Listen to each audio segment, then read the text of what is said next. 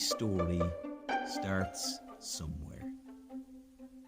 In this podcast, we'll take you to the four corners of Ireland, from craggy cliffs and bare-topped hills to bog-drowned fields and sacred wells.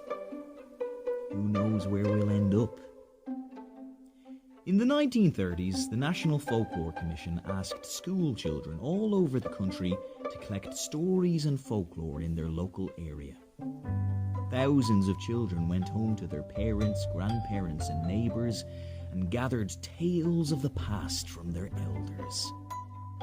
These were local tales about magical hills, miraculous lakes and life-saving wells dotted across the landscape. These stories form the basis for our adventure.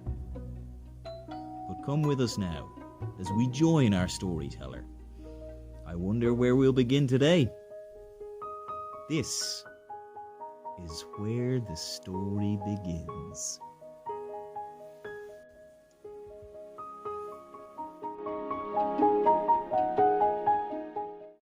Hello, welcome to Where the Story Begins.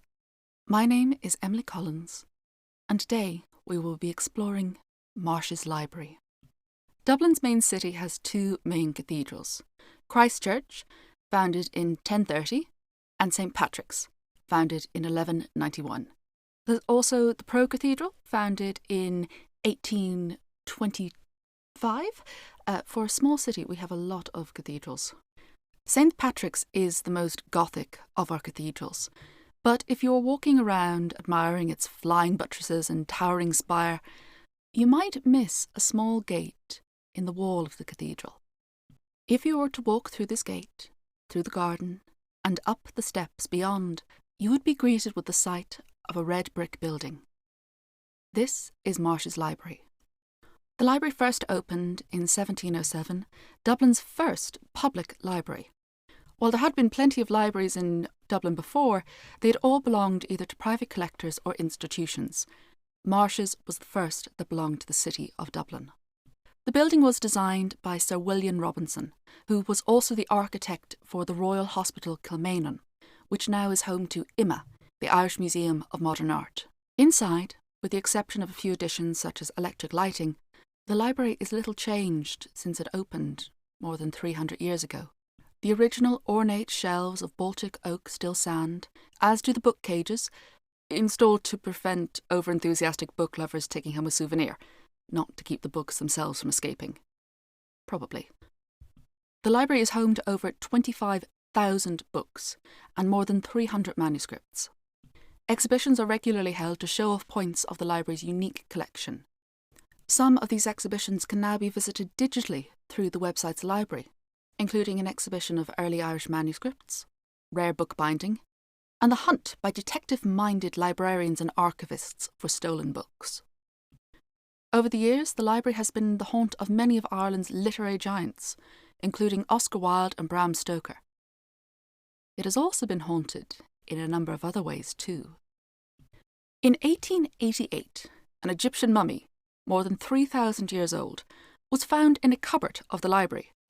No one seemed to be able to explain how it got there, but the library staff named him Morris and had him sent to Trinity College for further study.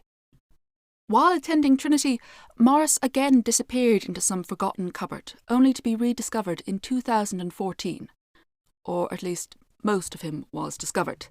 The whereabouts of his skull is still uncertain. But it is not the story of Morris the mummy I wish to tell you.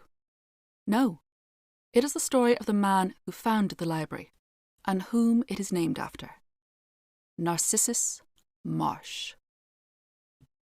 Narcissus Marsh was the Archbishop of Dublin, with his seat in St. Patrick's Cathedral. As well as being a bishop, he was also a scholar, having formerly held the position of Provost of Trinity College. Though an Englishman born in Wiltshire, during his time at Trinity, Marsh did much to encourage the study of the Irish language. He also spent much time cultivating his love of books. Marsh's collection of books ran to over some 10,000 volumes. And though a Protestant archbishop, it seems that his tastes, at least in books, were Catholic, as the subject and content of his books ranged widely, over a number of topics and through a number of languages. In fact, some of his Oriental manuscripts are now housed in the Bodleian Library, Oxford. Really, it's not that surprising that Marsh decided to found a library, if only to have a place to house his great collection of books. And the library soon attracted other collections as well. The first librarian of the library was Dr. Ellis Bourdieu, a French Huguenot refugee who donated his own personal collection to the library. Over the years, others would follow suit, and the collection of Marsh's library grew immensely. Marsh certainly loved his books, but there was one thing, or one person, that he loved even more than them. Marsh never married and is not known to have had any children of his own, but he did have a ward, his niece, Grace. And Marsh loved his niece as if she was his own daughter. He shared with her his love of books and prized her above all of the rarest volumes.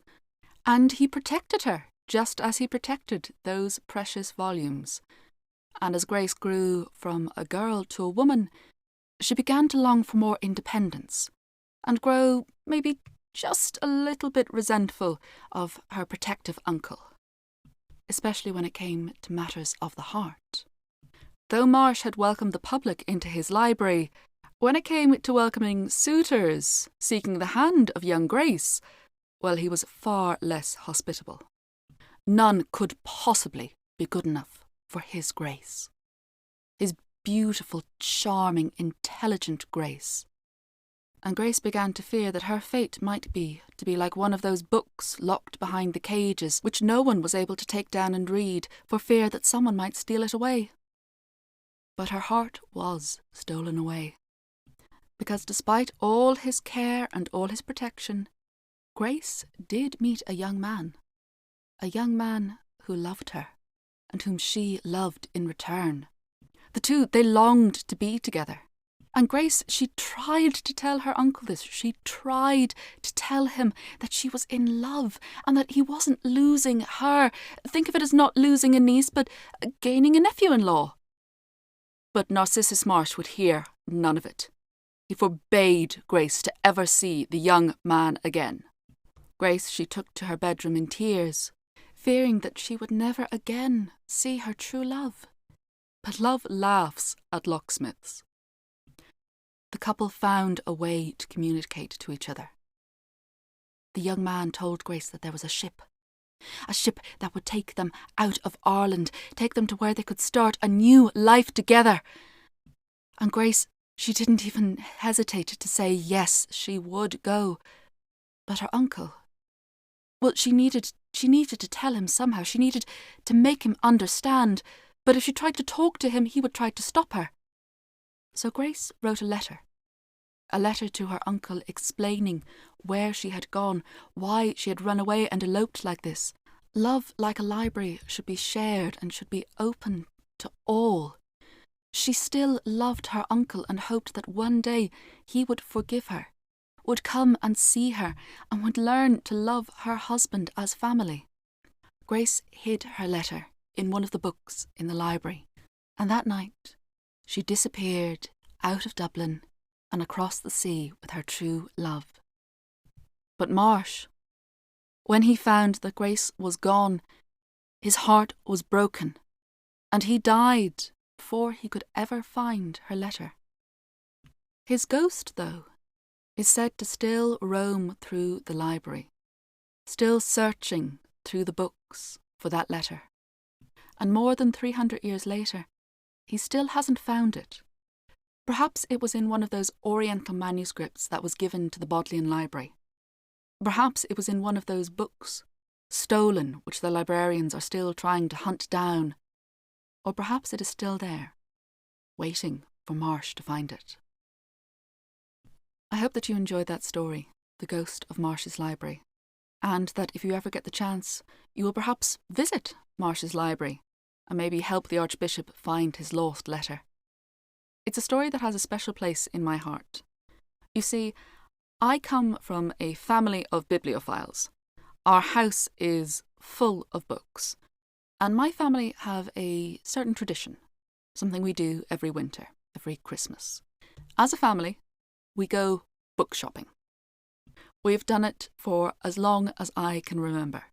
And after we've gone book shopping, we go to the carol service in St. Patrick's Cathedral. I like to get there early so I can wander around, because the cathedral, as well as being full of beautiful architecture, is also almost like a museum. There are death masks, old books, relics. There's also an entire door. It's the door of reconciliation, where the expression "to chance your arm" comes from, but that's a different story. Part of this Christmas ritual continues after the carol service is over, when we're all heading home. You see, as we're heading home, my dad will point out two things to us. One, points out Burdock's Fish and Chip Shop, oldest chipper in Dublin. And he also points to Marsh's library. And every year, he tells us the story of the ghost of Narcissus Marsh. And every year we listen. Though we've heard it many, many times before, we listen as if it was the first time we had ever heard that story. Thank you for listening. Goodbye.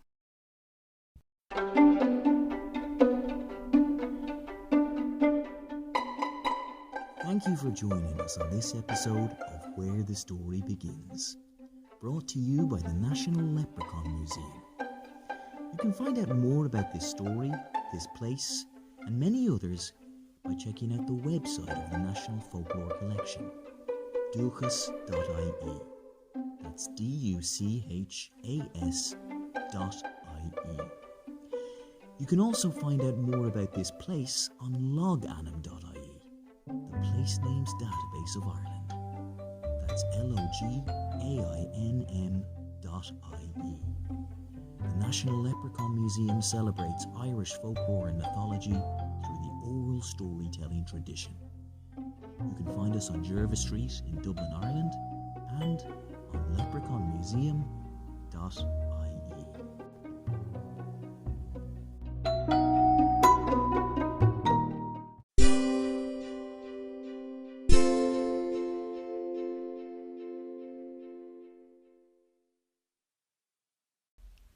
Today's shamfocal is Glasid na Knick Oadúin.